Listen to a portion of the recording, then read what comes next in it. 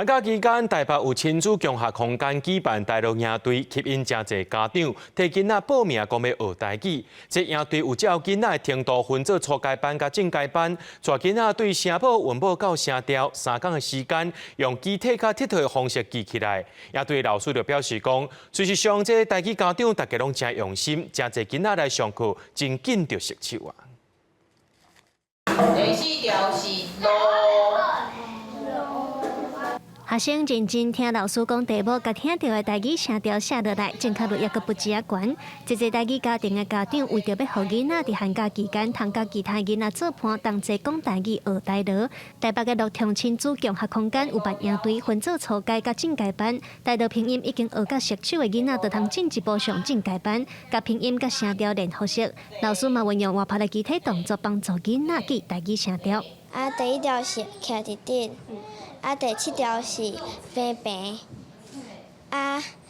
第迄3条是安尼。咱即本是为拼音学到声符的所在，然后因为我较早是伫英文补习班教，所以其实有结合一寡英文的教法，比如讲咱用米、厘、大、高长，用亲像 TPR 的方式，互囡仔用动作去记伊迄声符的声音。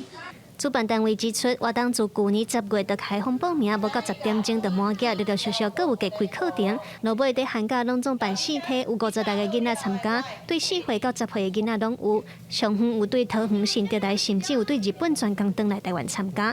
主办单位认为，这个现象会当看到台语家庭对学习台语拼音的需求真大。另外，嘛有家长讲是囡仔主动要求要参加营队，因为有囡仔伴加真有学习动力。伊即摆读的学校是全台湾，全台北市唯一一间有进阶的台语班的学校，所以伊伫学校嘛有学台语。毋过伊甲我讲，伊想要会当用台语写配互伊的朋友，所以伊想要我甲伊报名即个营队。就是去外国佚佗的一个什物特别的交通工具的所在的时阵。家长表示，虽然伫厝内有在教囡仔学台语拼音，毋过来上课通互囡仔透过无共方式练习，学习的印象嘛较深。主办方表示，为着囡仔的学习需求，未来除了伫教室上课，嘛有打算要办高阶班，带囡仔出去外口行达，甲台语实际应用伫咧生活内底。记者卢尚如、郑俊佑台北报道。